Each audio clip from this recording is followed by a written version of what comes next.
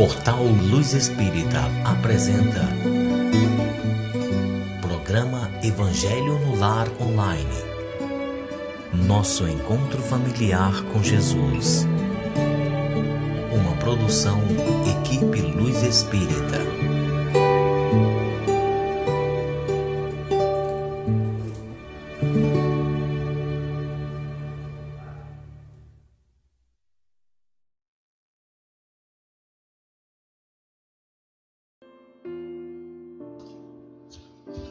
Olá, gente. Boa noite a todos vocês. É um grande prazer estarmos com vocês em mais um Evangelho no Lar. Gostaríamos muito de agradecer a companhia, o carinho, os comentários e o apoio que vocês nos dão. É claro que a gente agradece sempre também a espiritualidade amiga, porque sem ela esse trabalho não aconteceria. Como vocês já sabem, eu sou Janete, eu estou aqui com o Júnior. E juntos vamos dar início então ao Evangelho no Lar. Sabe, a gente sempre fala aqui, mas a gente sempre tem que repetir, né? É recomendado que o Evangelho seja realizado uma vez na semana, sempre no mesmo horário, em família ou individualmente. O importante é que haja essa união com o plano espiritual, para que haja a harmonização no nosso lar e o nosso equilíbrio. Pedimos então que tenham junto de vocês, né, junto aos computadores, uma garrafa com água, para que ela possa ser fluída pelos bons espíritos no final. Tá bom, gente? Então, pedimos agora que a gente esqueça dos problemas da semana, vamos unindo nossos corações, vamos esquecer de tudo que foi de ruim durante a semana, vamos ficar com nossa mente limpa, com nosso coração aberto. Vamos serenando nossos pensamentos e vamos entrar agora em sintonia com a espiritualidade, com os espíritos superiores, e pedimos que eles nos envolvam de luz e de fluidos e que seja um evangelho de amor, de encontro com Jesus, e que suas palavras sejam verdadeiramente seguidas por nós durante os nossos dias. Que assim seja. Que assim seja. Vamos então agora vibrar, né, que nem a Janete disse, tirando todos os problemas financeiros, de afetivos, de desafetos, né, do emprego, da falta de emprego, a falta de saúde. Tudo isso agora sai da nossa mente, deixando ela livre.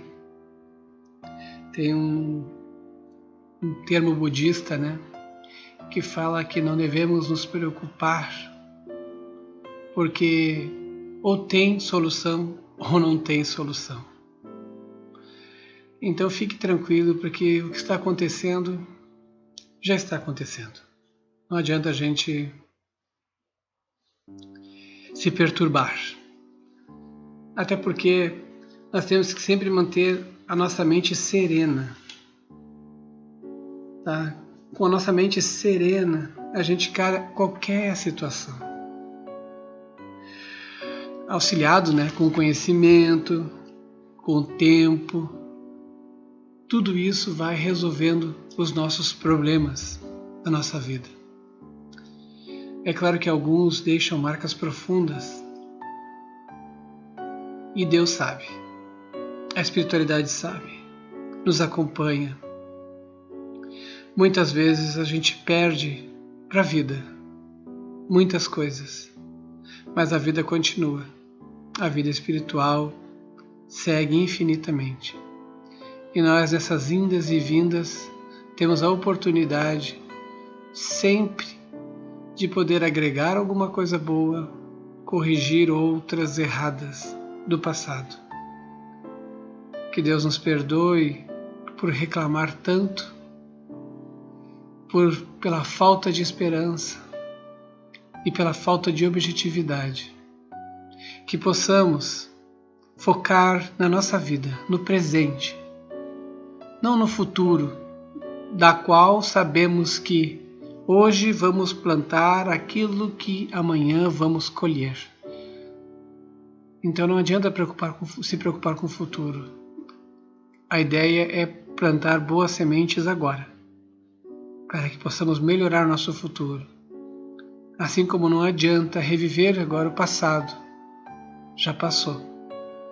Vamos mudar a nossa situação para melhor. Graças a Deus, Ele permite, com a nossa encarnação, com a nossa vida, corrigir o nosso passado.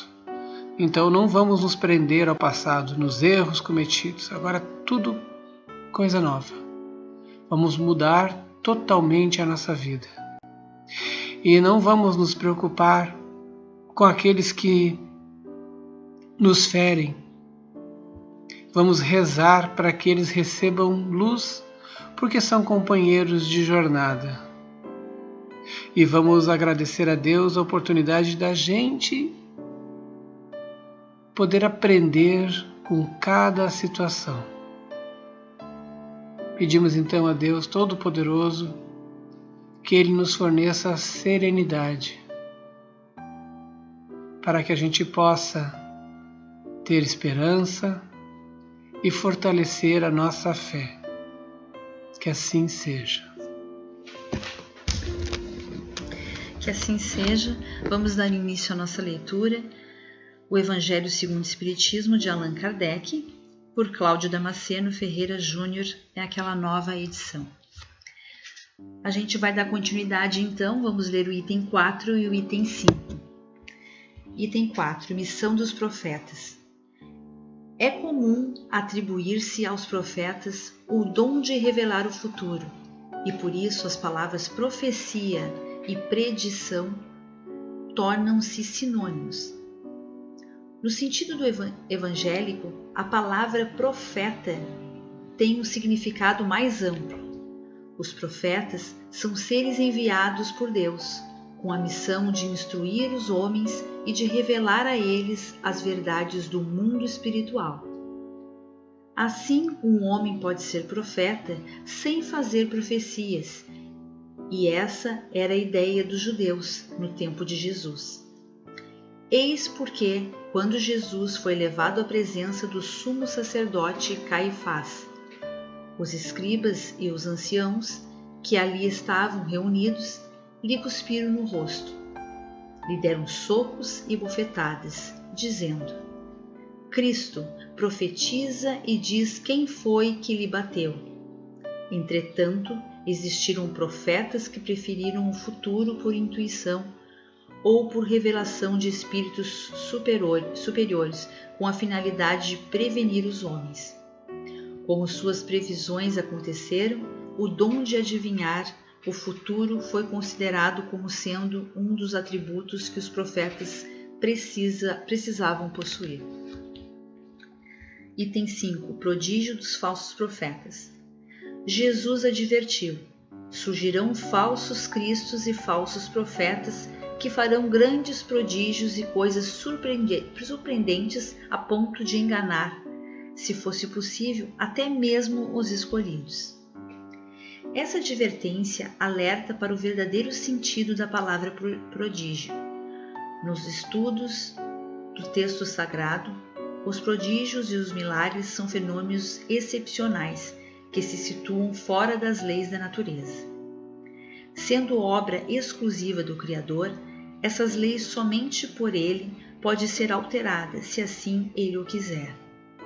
O simples bom senso nos diz que Deus não daria a seres malvados e inferiores um poder igual ao seu, e menos ainda o direito de desfazerem as suas leis. Cristo não pode ter aprovado tal princípio pelas palavras de Jesus. O espírito do mal teria o poder de fazer prodígios pelos quais até mesmo os escolhidos seriam enganados. Disso resulta que se o espírito do mal pode fazer o que Deus faz, os prodígios e os milagres não são obras exclusivas dos enviados de Deus.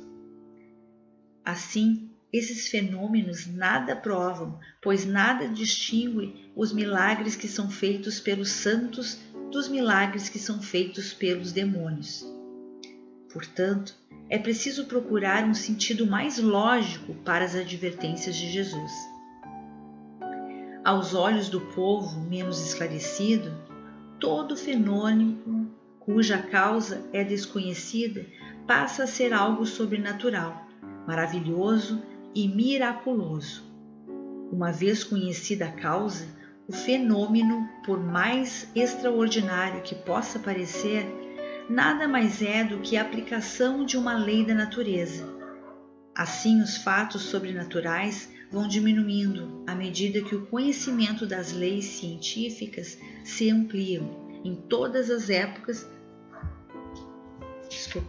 Em todas as épocas, os homens exploram certos conhecimentos que os habitariam a executar uma suposta missão divina, ou usufruir de um poder supostamente sobre-humano.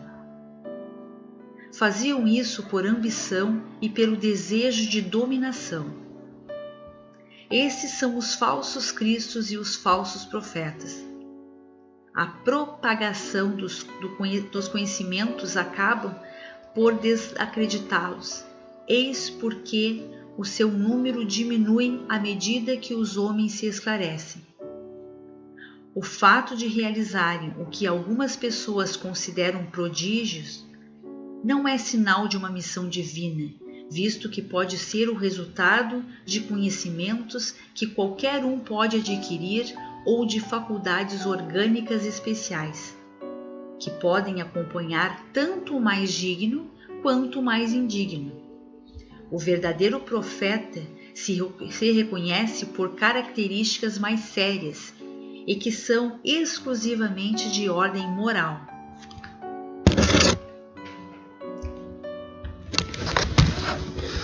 Bom,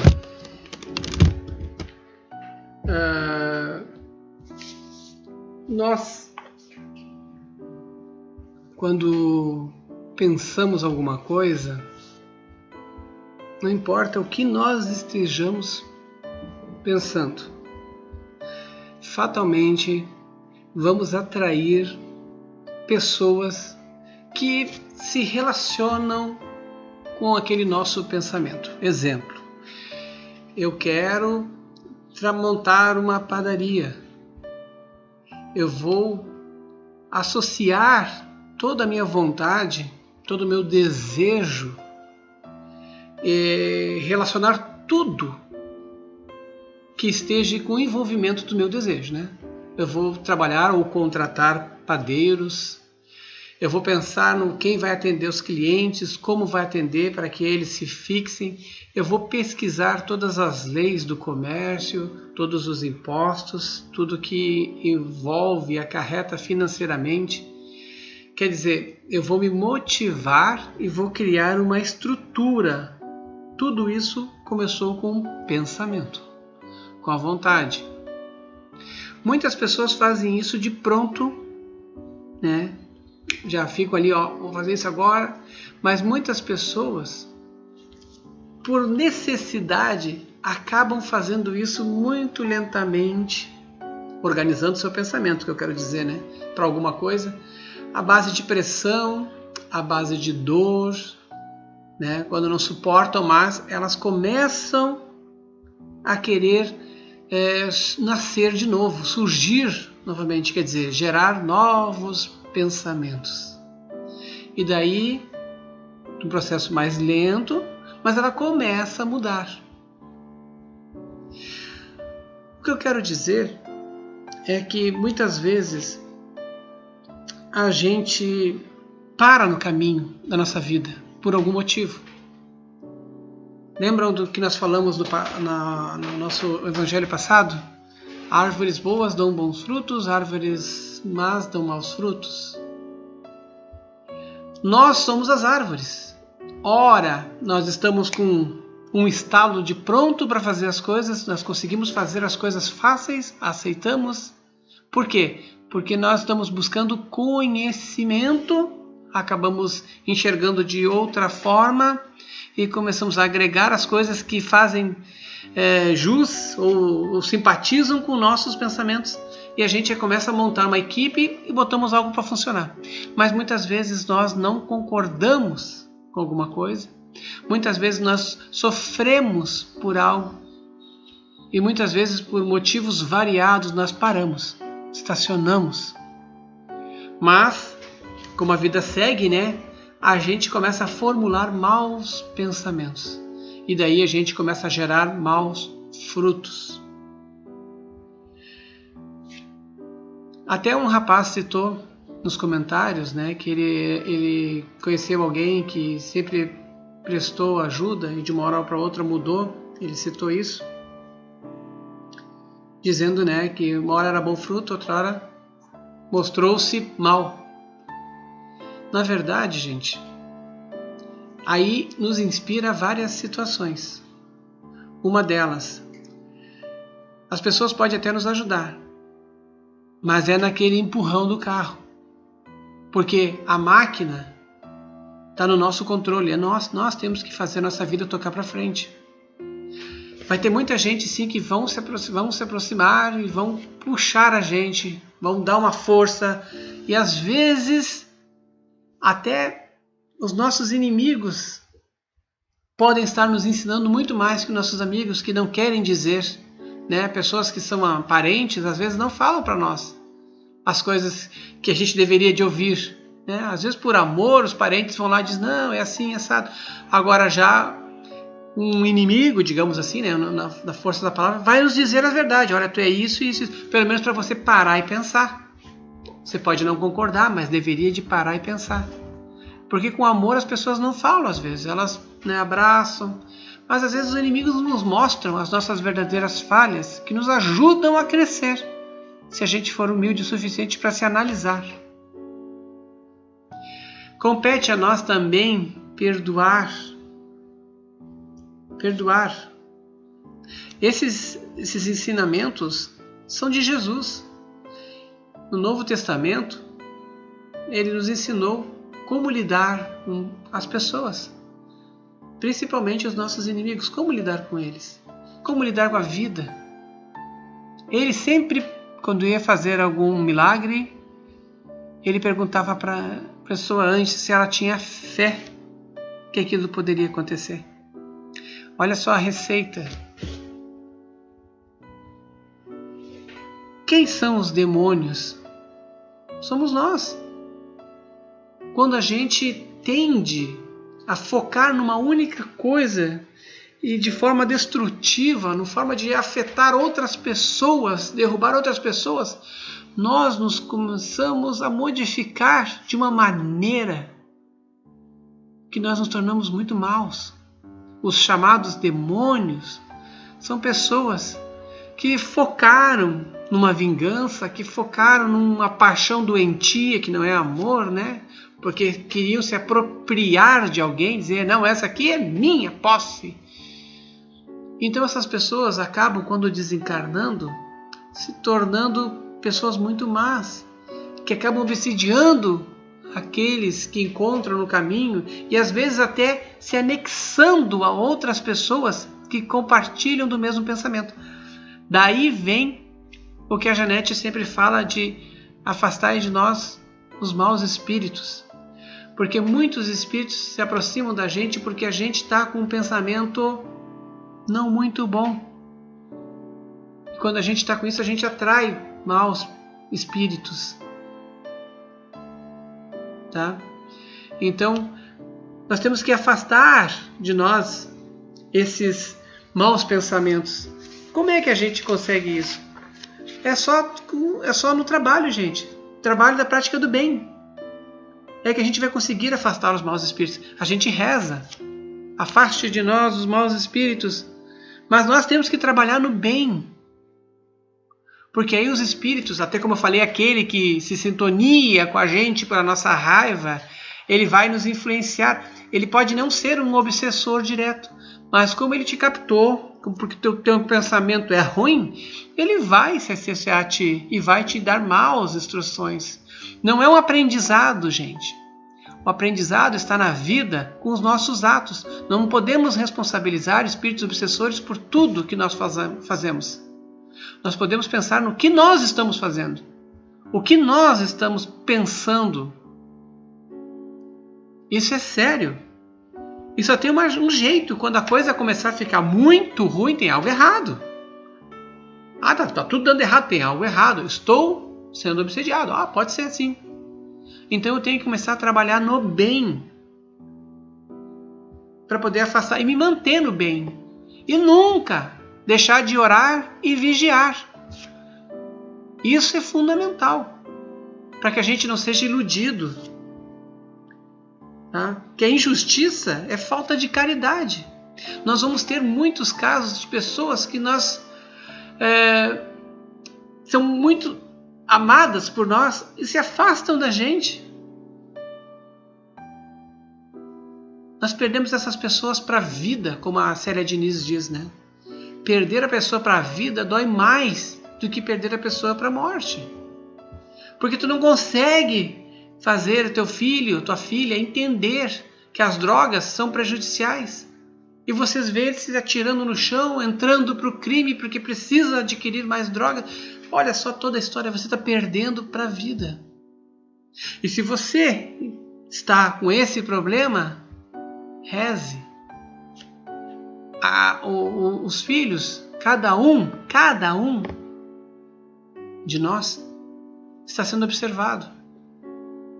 Eles vão ter sim oportunidades de repensar a vida deles. Vamos pedir sempre para que Deus ilumine, para que isso aconteça o mais rápido possível. Não devemos esperar que eles voltem para nós. Devemos estar atentos aos sinais de que a gente pode resgatar o filho. Vai doer? Vai. Mas é uma dor de você querer recuperar algo que é importante. Diferente daquela dor de você perder um amor e achar que tem que ter esse amor de volta. Deixa o amor partir. Deixa o amor partir. Liberdade. Deixa seguir sua vida. Deixa que ele siga a sua própria vida e você segue a sua. Fortaleça o seu espírito. Entenda que isso tudo aqui nos faz aprender. Como é que a gente aprende, gente? Como que a gente aprende? Sempre com conhecimento, com observações, com estudos, mas principalmente vivendo essa experiência. Nós todos aqui nesse planeta, enquanto encarnados, nós vamos cometer erros. Vamos sim. A gente pode acabar se envolvendo com drogas, com crime. A gente pode acabar, fazendo absurdos por causa do nome do amor. Então, quando a gente escuta, quando a gente observa e vê que existe ali um aprendizado, nós não fazemos isso mais. Nós mudamos completamente a nossa vida. Quando nós entendemos as leis de Deus, onde é que estão as leis de Deus? As leis de Deus você pode encontrar ali no Livro dos Espíritos. Elas estão todas ali, questionadas. E vocês vão poder ver que as leis são naturais. Existem várias leis que vocês podem seguir. Que vocês podem observar que a ciência trabalha com as leis, naturalmente. Espíritos evoluídos bem trabalham. Religião e ciência devem andar juntos. Onde é que tudo isso entra? Os falsos profetas, né? Que é o assunto de hoje. Que a gente deve observar as pessoas pelos seus atos, pelos seus frutos. Isso faz a diferença. Não adianta a pessoa querer mostrar que está fazendo algumas coisas, se dizer o que eu acho que um profeta não diria, né? Eu sou o destaque. Ele se manteria até mais recluso, impossível, trabalhando, né? Mas bem assim, de forma silenciosa. Porque profecia, profeta, né? Antigamente, no tempo dos judeus, no tempo que antes de Cristo já eles eram ditos como pessoas que profetizavam o futuro. Temos João Batista, nós temos vários que escreviam seus sonhos, falavam dos seus sonhos que acabavam modificando e acontecendo. Nós temos citações no Antigo Testamento de José, né, do próprio João Batista, Jeremias. Então, sempre foi associado a quem pudesse predizer o futuro. Só que predizer o futuro já é um termo separado, né? Hoje é sinônimo, como o próprio texto diz, né? Predizer o futuro, profecia, ser profeta é a mesma coisa. Não. Predição do futuro é uma outra história. O profeta, ele vem para ensinar as verdades, esclarecer as verdades, fazer aquela mudança. E vão aparecer muitos profetas que nós temos que observar quais são os frutos deles, porque o que eles fazem não correspondem a realmente um profeta. Então vamos pensar. Nós temos hoje médiuns, né? E olha só, não adianta a gente querer olhar para a religião dos outros. Nós temos muitos médiuns que cobram.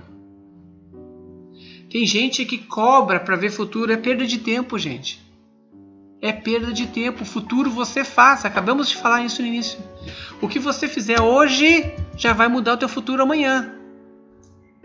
Não adianta querer ver futurinho para ver se vai ficar com a pessoa amada, se vai recuperar ela, se não vai, não.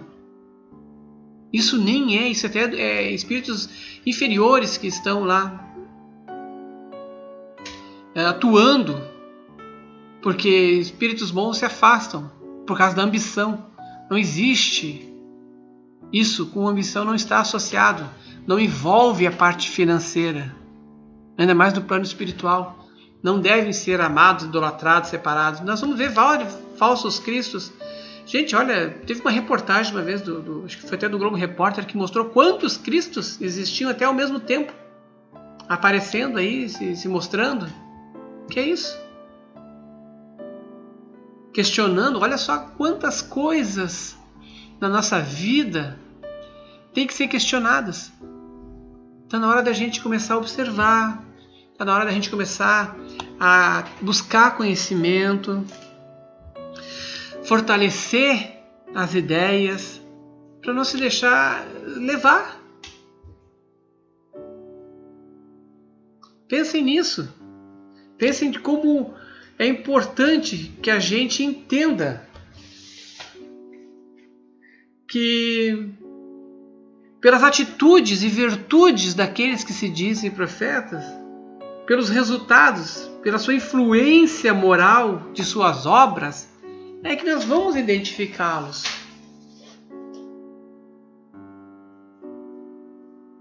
Vamos pensar em nós, atuantes.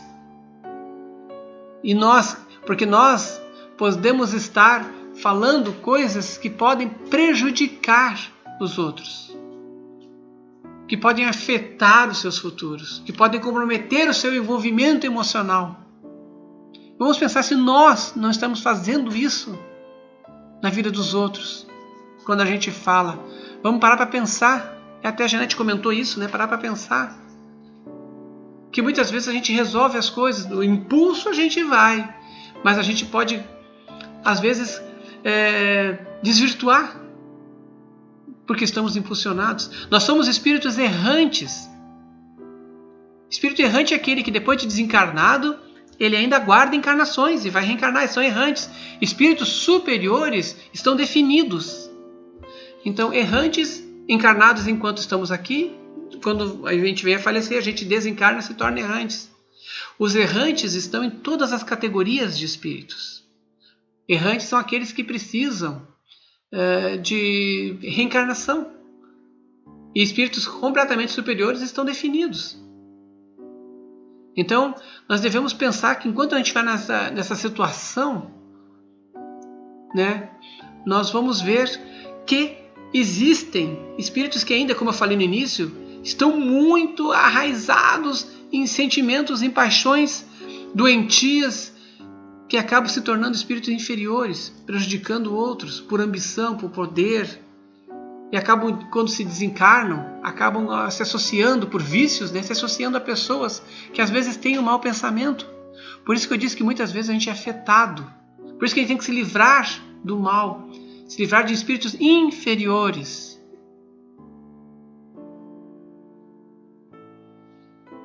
Tá? Agora a gente vai fazer a fluidificação das águas. Vamos dar início então fazendo a prece. Eu vou ler a prece do Chico Xavier, logo após então a prece do Dr. Bezerra de Menezes. Senhor Jesus, pedimos que a Tua luz afaste do nosso caminho as trevas que se projetam de nós mesmos. Que a Tua inspiração nos guie nas decisões que devemos tomar para o dia de hoje. Que nós não sejamos instrumento do mal para ninguém. Que a Tua bondade nos ensine a ser melhor e que o Teu perdão nos incline à misericórdia para com os nossos semelhantes. Chico Xavier. Senhor, pedimos agora que os bons espíritos entrem em nossos lares, que as nossas casas sejam limpas e purificadas. Se houver entre nós espíritos inferiores, que eles sejam auxiliados e levados para os seus lugares de merecimento, mas não permaneçam entre nós. Que as nossas casas se encham de amor e de harmonia. Pedimos auxílio para o plano espiritual, para a corrente amiga do Dr. Bezerra de Menezes, para a fluidificação das águas, que nelas eles depositem todo o amor e as curas para os nossos males. Nós te rogamos, Pai, de infinita bondade e justiça, o auxílio de Jesus, através de Bezerra de Menezes e suas legiões de companheiros. Que eles nos assistam, Senhor, consolando os aflitos, curando aqueles que se tornem merecedores, confortando aqueles que tiverem suas provas e expiações a passar, esclarecendo os que desejam conhecer a verdade e assistindo todos quanto apelam ao Teu infinito amor. Jesus, estende Tuas mãos adivosas em socorro daqueles que Te reconhecem, o dispenseiro fiel e prudente de Teus santos espíritos, a fim de que a fé se eleve, a esperança aumente, a bondade se expanda e o amor triunfe sobre todas as coisas. Bezerra de Menezes, apóstolo do bem e da paz, amigo dos humildes e dos enfermos, movimenta Tuas falanges amigas em benefício daqueles que sofrem, sejam males físicos ou espirituais. Santos Espíritos dignos, obreiros do Senhor, derramai as graças e as curas sobre a humanidade sofredora, a fim de que as criaturas se tornem amigas da paz, do conhecimento, da harmonia e do perdão, semeando pelo mundo os divinos exemplos de Jesus Cristo. Que assim seja. Que assim seja e que Deus abençoe a todos, que tenham uma semana repleta de luz, de paz e harmonia, e que o plantio seja efetuado com amor, com carinho. Produzam um bom futuro, pessoal. Façam bons atos, realizem bons atos, para que possam fazer um futuro melhor para vocês. Já dizia Chico que a gente pode modificar o nosso futuro. Que Deus abençoe a todos e até o nosso próximo encontro, quinta-feira que vem, às 20 horas.